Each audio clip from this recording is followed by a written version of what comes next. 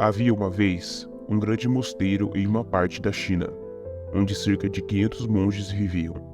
Todos eles praticavam um caminho da autorrealização sob o comando de seu mestre. Um dia, um homem foi ao mosteiro para se tornar discípulo. Ele disse ao mestre: "Senhor, eu quero me conhecer, quero conhecer a verdade." "Seja bem-vindo ao sábio viajante. Você não vai se arrepender e ficar até o final." O mestre Zen olhou para aquele homem e disse: "Se você quer conhecer a verdade, terá que colocar sua vida inteira em jogo. Pode levar toda a sua vida para conhecer a verdade, e ainda assim, não há garantia de que nesta vida você chegará a conhecer a verdade. Você está pronto para isso?" O discípulo respondeu: "Senhor, eu vim aqui para não recuar. Estou pronto para isso." O mestre disse: "Se é assim, então faça uma coisa. Há 500 monges nesse mosteiro. Cuide da tarefa de bater arroz para eles. Apenas continue batendo arroz de manhã até a noite. Quando estiver cansado, vá dormir, e quando acordar de manhã, comece a bater arroz novamente. Não faça mais nada, não pense em mais nada. Siga esse caminho. Além disso, não venha a mim novamente, e eu irei até você quando necessário." O jovem começou a bater arroz conforme as instruções de seu mestre. Havia 500 discípulos no mosteiro, e todos eles precisavam de comida. Portanto, o discípulo acordava cedo de manhã e começava a bater arroz. Quando estava cansado, ele dormia na mesma sala onde batia o arroz. Ele não falava com ninguém, e ninguém se aproximava para falar com ele. Por alguns meses, enquanto batia o arroz, todos os tipos de pensamentos vinham em sua mente. No entanto, quando esses pensamentos não encontravam novos assuntos, eles desapareciam por si mesmos. Lentamente, seus pensamentos começaram a diminuir. Depois de alguns anos, ele até esqueceu seu próprio nome. Ele sempre ficava em silêncio e continuava a bater arroz em um estado sem pensamento. Ele não meditava nem lia qualquer escritura. Os discípulos mais antigos do mosteiro o consideravam insignificante e muito inferior a eles. 12 anos se passaram fazendo isso. Depois de 12 anos, um dia, o mestre Zen anunciou que seu tempo final estava se aproximando, e ele precisava escolher quem seria o líder do mosteiro. Ele declarou que qualquer discípulo que estivesse alcançado a autorrealização deveria escrever algumas linhas perto da porta do mestre à noite. Linhas que abrangessem toda a sua experiência. Muitos discípulos pensaram em fazer isso. Um dos discípulos mais antigos do mosteiro foi lá e escreveu algumas linhas. Ele era muito conhecedor das escrituras budistas, e todos os discípulos o consideravam como possível sucessor do mestre. Ele escreveu: "A mente é como um espelho sobre o qual o pó dos pensamentos. Limpar esse pó é a meditação. Quando o pó é removido e o espelho da mente fica claro, a salvação é alcançada." Quando o mestre acordou de manhã e viu essas linhas, ele ficou muito zangado e disse: "Que idiota escreveu toda essa porcaria na minha parede?" O discípulo mais antigo ficou em silêncio. No entanto, as linhas que ele escreveu continham sabedoria, mas era um conhecimento superficial. O discípulo mais antigo era muito inteligente.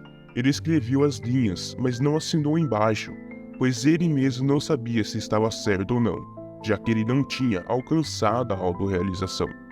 O mestre rejeitou completamente essas linhas. Todos ficaram surpresos com isso.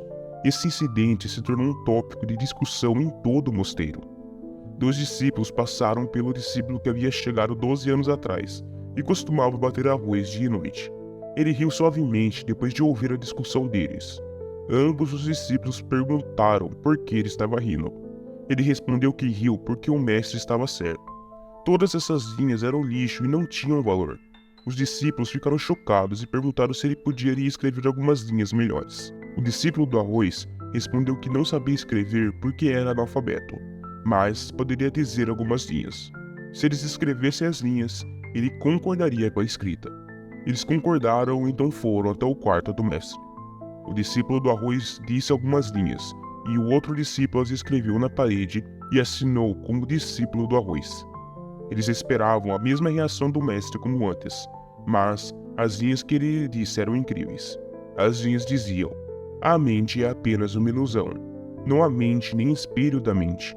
Quando a mente não existe, onde o pó pode se assentar?" Aquele que sabe disso conheceu a verdade.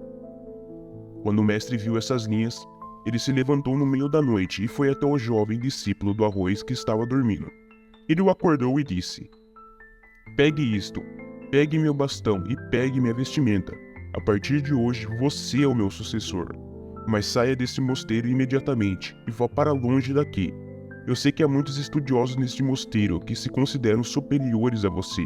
Eles vão te matar, porque não podem tolerar o fato de que um simples discípulo do arroz se tornou iluminado, enquanto eles não conseguiram. Você tem tudo que eu tenho e você conseguiu enquanto batia arroz. E eu sei que onde quer que você vá, as pessoas virão até você, porque quando uma flor desabrocha, sua fragrância começa a se espalhar por todos os lugares. O discípulo do arroz tocou os pés de seu mestre e saiu de lá naquela noite. Se olharmos para nossas vidas, veremos que muitas pessoas pensam que a meditação só pode ser feita sentando em um lugar com os olhos fechados. Mas, na verdade, não é assim. A meditação pode ser praticada até mesmo enquanto se caminha ou enquanto se faz algum trabalho.